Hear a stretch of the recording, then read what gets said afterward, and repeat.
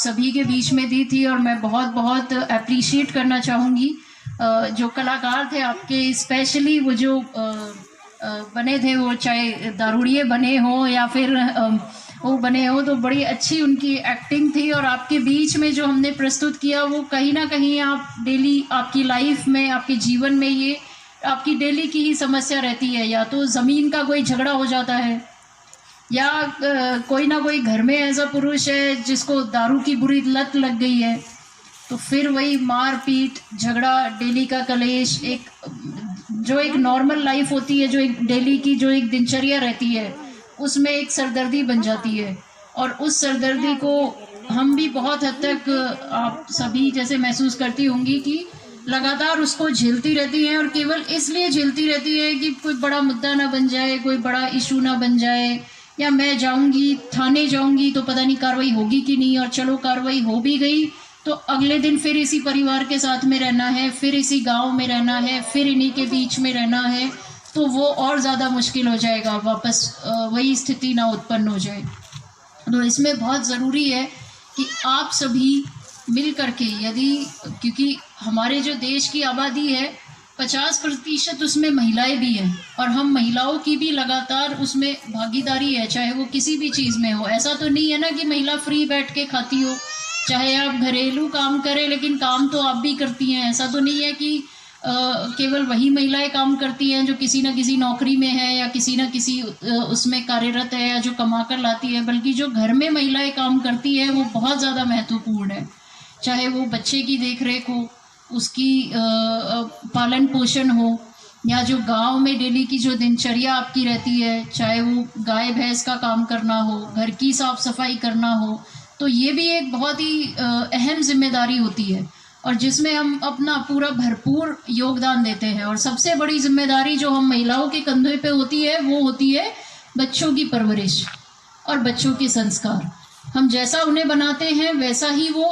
आने वाले समय में वही वो करते हैं, वैसी ही उनको शिक्षा प्राप्त होती है, वैसा ही फिर हमें आने वाली पीढ़ी मिलती है। आज पुलिस में मैं देखती हूँ कि कुछ ऐसे बच्चे भी होते हैं, मैं बुजुर्ग महिलाएं परिवार लेकर के आती है कि बेटे ने घर से निकाल दिया, बहू ने घर से निकाल दिया, तो कहीं ना कहीं मुझे लगता है कि हमने शायद उनको इतना शिक्षित नहीं किया, इतने उनमें वो संस्कार नहीं डाले, और बहुत आसानी से अपनी ज़मीन उनके नाम पे कर दी।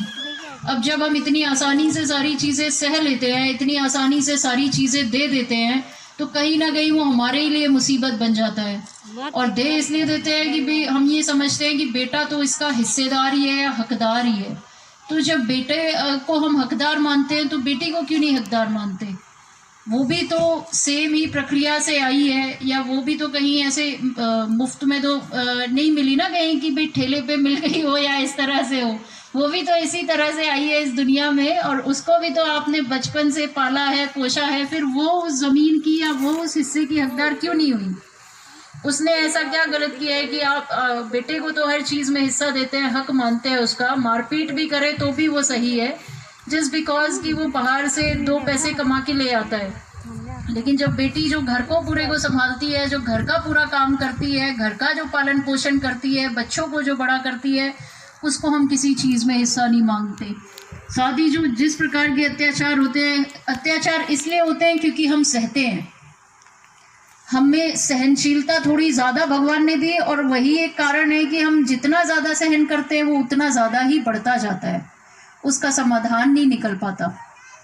आप 1 दिन सहेंगे, 2 दिन सहेंगे, 3 दिन सहेंगे, और फिर उसकी एक आदत बना लेते हैं,